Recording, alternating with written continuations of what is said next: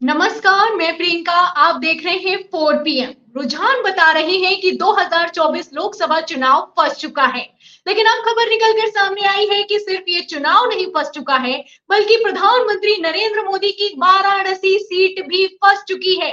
इसीलिए आनन फानन में गृह मंत्री अमित शाह वाराणसी पहुंचे हैं और संतों की मीटिंग बुलाई गई है। तस्वीरें आप देख सकते हैं। मीटिंग बुलाई गई है और इस मीटिंग में संतों से अपील की गई है कि आप प्रधानमंत्री नरेंद्र मोदी के लिए वोट जुटाएं। तो ये हाल हो चुका है।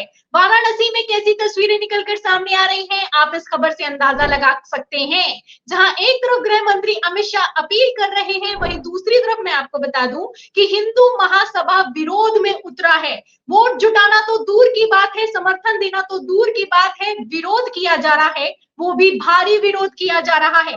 पहले खबर निकलकर सामने आई कि आरएसएस ने पल्ला झाड़ लिया है और अब आप देख सकते हैं कि हिंदू संगठनों ने भी हाथ छुड़ा लिया है। तो क्या वाराणसी में भी अब बड़ा खेल होने वाला है, क्योंकि परिवर्तन की लहर तो दिखाई दे रही है। जैसी तस्वीरें इंडिया गठबंधन की रैली से निकलकर सामने आ रही हैं, जैसा जन सैलाब उमड़ रहा है, आप इन तस्वीरों से अंदाजा लगा सकते हैं कि वाराणसी में भी खेला हो सकता है। तो फिलहाल वाराणसी में क्या कुछ चल रहा है, आखिर क्यों हिंदू संगठन ही मोदी का विरोध कर रहे हैं, इस पर ज्यादा जानकारी देने के लिए हमारे साथ जुड़ रहे हैं हिंदू महासभा के राष्ट्रीय सचिव देवेंद्र पांडे जी, जो कि खुद वाराणसी में मौजूद हैं। इसलिए वो कितनी पुख्ता जानकारी देंगे और कितनी अंदर की बात बाहर आने वाली है, आप समझ सकते हैं। तो ज्यादा भूमिका नहीं बांधते हुए मैं 4 पीएम पर स्वागत करती हूँ देवेंद्र पांडे जी का, और समझते हैं कि आखिर वाराणसी में चल क्या रहा है। नमस्कार सर।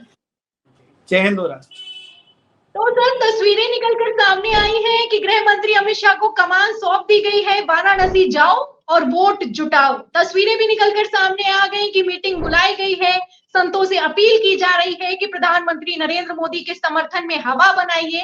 आप लोग प्रधानमंत्री नरेंद्र मोदी के समर्थन में हवा बना क्यों नहीं रहे हैं? आखिर क्यों हिंदू महासभा के राष्ट्रीय महासचिव तक, देवेंद्र पांडे जी तक विरोध करते हुए नजर आ रहे हैं? ऐसी क्या नाराजगी हो गई सर? वाराणसी सीट में अगर मशीन को हैक न किया जाए, नोटों की गड्डियां लोगों के यहाँ न बांटी जाए, व्यापारियों को डराया और धमकाया न जाए, तो इसी वाराणसी की जनता मोदी जी की जमानत जब्त करके उनको घर भेज देगी। मोदी जी की ये हालात हैं। मोदी जी के खिलाफ जब नामांकन शुरू हुआ तो आपको बता दूं कि पूरे भारत से, यहाँ तक कि इनके गुजरात से, जिस मॉडल को ये पूरे दुनिया में बताते हैं, लगभग पूरे भारत से 1500 लोग इनके खिलाफ पर्चा भरना चाहते थे। और वो 1500 लोग देशभक्त लोग थे, जिनके मन में राष्ट्र को लेकर पीड़ा थी, और उन्हें पर्चा नहीं भरने दिया गया। अगर मोदी जी लोकप्रिय होते तो फिर निर्विरोध चुनाव जीत जाते। तो इनकी कोई लोकप्रियता बची नहीं है। ये ठग हैं, जुमलेबाज हैं, धोखेबाज हैं, और इन्होंने यहाँ का पूरा वातावरण खराब कर रखा है। पूरा शहर इस समय आतंक के आगोश में है। हर व्यक्ति भयभीत है, संत भयभीत। अब ये जो अमित शाह जी आए हैं तो ये किसी श्रद्धा बस थोड़ी आए हैं। इनके संतों में श्रद्धा होती तो बीच में भी आते। ये आज संतों के बीच में बैठकर उनकी संपत्तियों का ब्यौरा देंगे और बताएंगे कि आपके इतने मठ हैं, आपकी इतनी प्रॉपर्टी है, और अगर मोदी जी नहीं जीते तो ये सारी प्रॉपर्टी जब्त कर ली जाएगी, इसको विवादित कर दिया जाएगा, इसको गवर्नमेंट की घोषित कर दी जाएगी। तो ये सिर्फ भय पैदा करने आए हैं। लोकप्रियता के मध्य इनको चुनाव नहीं जिताया जा सकता। भय और मशीन दो इनके प्रमुख शक्तियां हैं। अब उन्हीं का उपयोग कर रहे हैं ये लास्ट में। तो आप लोग सर उस भय में आ क्यों नहीं रहे? आप तो हिंदू महासभा के राष्ट्रीय महासचिव हैं, आप क्यों नहीं उस भय में आ रहे हैं? आखिर आरएसएस ने क्यों साथ छोड़ दिया है, वो भी चुनावों के बीच? आखिर क्यों हिंदू संगठन ही अब विरोध करते हुए नजर आ रहे हैं? आखिर ऐसा क्या हो गया है 2024 लोकसभा चुनाव में जो आप लोग इतना नाराज दिखाई दे रहे हैं सर? हमारे रामायण में भी लिखा है कि मुनि के भेष में एक निशाचर था, राक्षस था, जो मुनि बनकर, संत बनकर लोगों को ठगता था। तो उस निशाचर का पर्दाफाश हो गया है। बस इतनी सी बात है, बाकी कुछ भी नहीं है। आपकी जानकारी के लिए बता दूं कि यहाँ युग तुलसी पार्टी के एक कैंडिडेट हैं, जिनको शंकराचार्य जी ने और हम सब लोगों ने मिलकर अपना कैंडिडेट माना और हमने उनको समर्थन किया। उनका नाम है कोली शेट्टी शिव कुमार। उनका पर्चा खारिज करने के लिए डीएम कार्यालय में, निर्वाचन कार्यालय के भीतर 5 वकील, जहां अभ्यर्थी अपना वकील नहीं ले जा सकता, वहां 5 वकील और एक कोई बड़े नेता बैठे हुए थे जिन्होंने इनको धमकाया कि तुम्हारे खिलाफ FIR दर्ज कर देंगे, मोदी के खिलाफ चुनाव मत लड़ो, तुम्हारी सारी बातें सारी मान्यताएं पूरी हो जाएंगी, तुम्हें बताओ क्या चाहिए। जब ये नहीं माने तो उन्हें कहा गया कि हम आपकी मोदी जी से बात करवाते हैं। अर्थात मोदी जी के दलाल निर्वाचन कार्यालय के भीतर बैठे थे, और स्वाभाविक सी बात है कि मोदी जी उस समय हॉटलाइन में रहे होंगे कि ये फोन लगाएंगे और हमसे बात हो जाएगी। उसके बाद हमारे कैंडिडेट के घर हैदराबाद के वो रहने वाले हैं, JP नड्डा साहब का फोन जाता है, और यहाँ से उत्तर प्रदेश से ही राज्यसभा के एक सांसद है जो हैदराबाद के रहने वाले हैं, लक्ष्मण जी, और एक केंद्र में किशन रेड्डी करके मिनिस्टर हैं। इनका फोन जाता है कि अमित शाह आपसे बात करना चाहते हैं, आप चुनाव मत लड़िए, वाराणसी से अपना पर्चा वापस कर लीजिए। तो इनकी लोग सर डायरेक्ट अमित शाह से कॉल करवाने की, फोन पर बात करवाने की, ये सब कुछ चल रहा है वाराणसी में, क्योंकि अमित शाह डायरेक्ट दिखाई दे रहे हैं वाराणसी में। मोदी जी से बात कराने के लिए तो यहाँ के निर्वाचन कार्यालय के भीतर उनके लोग बैठे हुए थे, और हमारे प्रत्याशी के पिताजी को डराया गया, धमकाया गया, इनको भी फोन लगाई गई। मैं तो नाम बता रहा हूं कि इन लोगों ने फोन किया और उन्होंने कहा कि अमित शाह आपसे बात करना चाहते हैं, आप इससे बिल्कुल चुनाव का प्रचार रोक दीजिए। और उससे भी बड़ी बात आपको बताऊं प्रियंका जी, कि जब हम लोग नहीं माने तो अमित शाह ने एक बयान दिया एक सभा में कि गौ तस्करी करने वाले को मोदी जी को तीसरी बार प्रधानमंत्री बना दीजिए तो उनको उल्टा लटका के सीधा कर देंगे। हम लोगों की यहाँ लड़ाई गौ और गंगा के लिए है।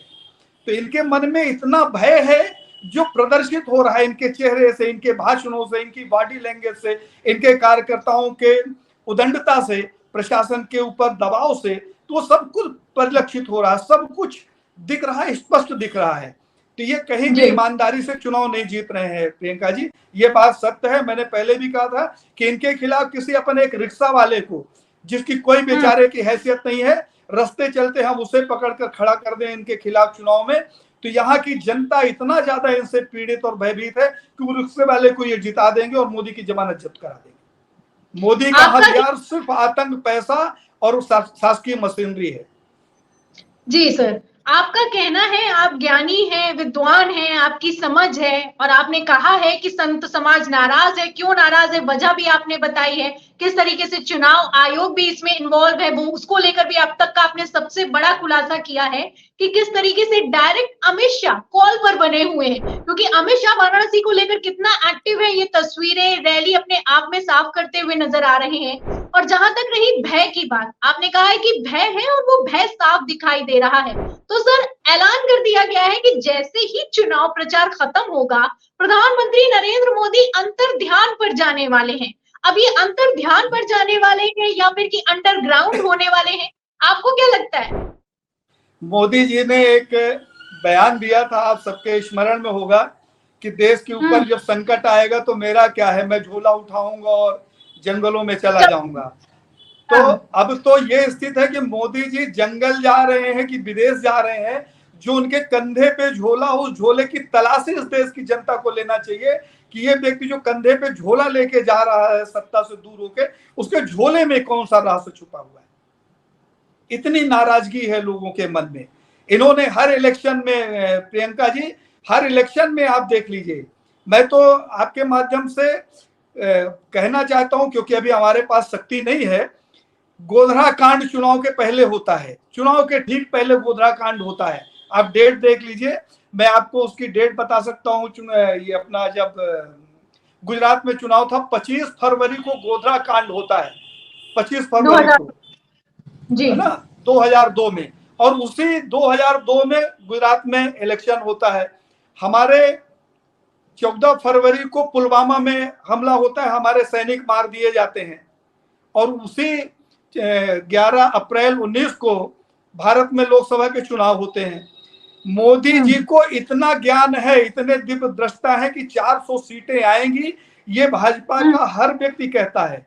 लेकिन ये तब अंधे हो जाते हैं जब 400 किलो RDX भारत में आता है और हमारे सैनिकों की हत्या में उपयोग किया जाता है। तो स्पष्ट है कि ये मशीन की हैकिंग के दम पर बोल रहे हैं, जो इनके पीछे शासकीय मशीनरी लगी हुई है, शासकीय तंत्र लगा हुआ है, पैसा है, उसका उपयोग कर रहे हैं। सर बोल रहे हैं और ऐसा बोल रहे हैं जिससे दंगे भड़क सकते हैं। मटन, मुर्गा, मछली के अलावा मुजरा की बात की जा रही है, मुसलमानों की बात की जा रही है, घुसपैठिया कह रहे हैं, ज्यादा बच्चा पैदा करने वाले, इस तरीके के बयान दिए जा रहे हैं। वो भी देश का प्रधानमंत्री मंच से खड़े होकर ऐसी बातें करता है। अब इन बातों पर क्या कहेंगे आप? किसी देश का राष्ट्राध्यक्ष, किसी देश का प्रधानमंत्री क्या ऐसी असंसदीय भाषा को उपयोग करता है? जब हम लोग बोलते हैं तो हमें वार्निंग आ जाता है कि आप प्रधानमंत्री के लिए बोलते हैं। अभी मैंने एक पत्र लिखा है देश के प्रधानमंत्री के नाम कि देश के प्रधानमंत्री जी, आप इस मोदी के आतंक से हमें बचाइए।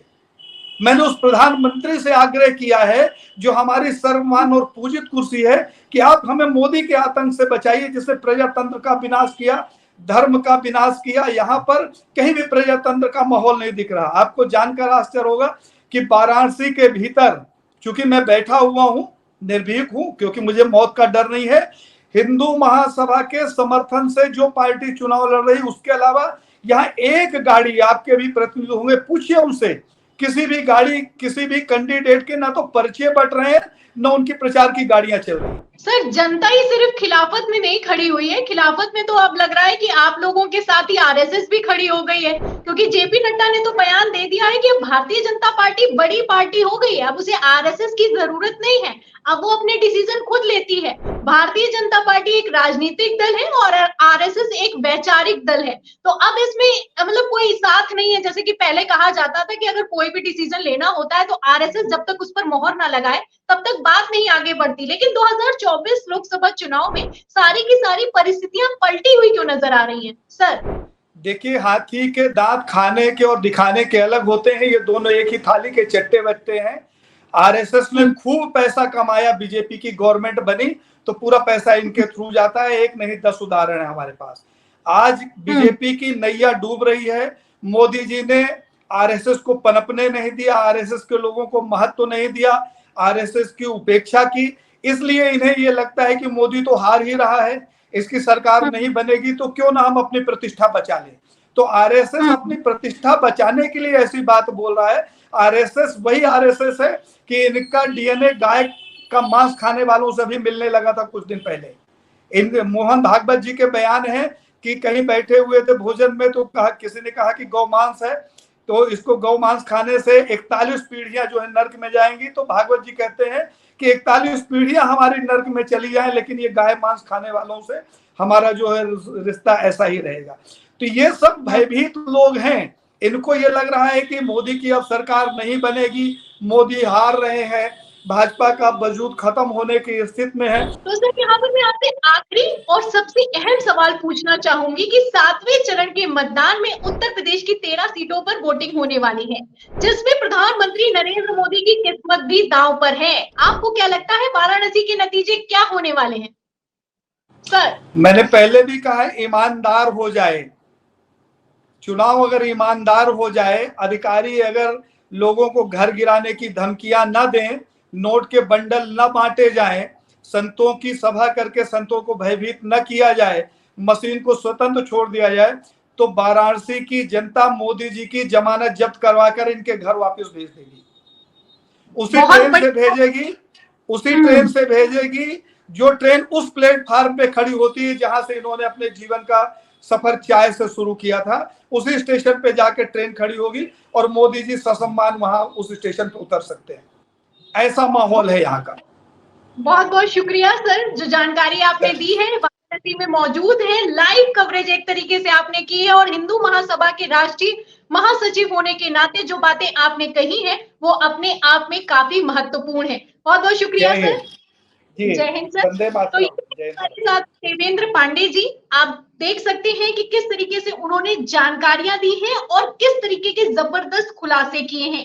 कहना है कि वाराणसी में कुछ ठीक नहीं चल रहा है, जहां एक तरफ संतों को डराया जा रहा है, धमकाया जा रहा है, वहीं दूसरी तरफ गृह मंत्री अमित शाह मीटिंग पर मीटिंग कर रहे हैं, दबाव बनाया जा रहा है कि मोदी जी के लिए लहर बनाई जाए। लेकिन ये लहर है कि तैयार होने के लिए ही नहीं तैयार है, ये लहर है जिसमें प्रधानमंत्री नरेंद्र मोदी की नैया डूबती हुई दिखाई दे रही है। देवेंद्र पांडे जी का कहना है कि अगर चुनाव ईमानदार हो जाए तो मोदी जी की जमानत तक जब्त हो सकती है। तो फिलहाल इस चर्चा पर आपको क्या लगता है? जिस तरीके से गृह मंत्री अमित शाह वाराणसी का दौरा कर रहे हैं, मीटिंग पर मीटिंग कर रहे हैं। आपको क्या लगता है 7वें चरण की वोटिंग में प्रधानमंत्री नरेंद्र मोदी का क्या होने वाला है? जो भी आपकी राय है हमें कमेंट बॉक्स में जरूर लिखें। वीडियो को ज्यादा से ज्यादा शेयर करें, सब्सक्राइबर बटन दबाएं, हमारे चैनल को लाइक करें, सब्सक्राइब करें, ज्वाइन करें। फिर मिलते हैं अगली खबर के साथ, तब तक के लिए धन्यवाद।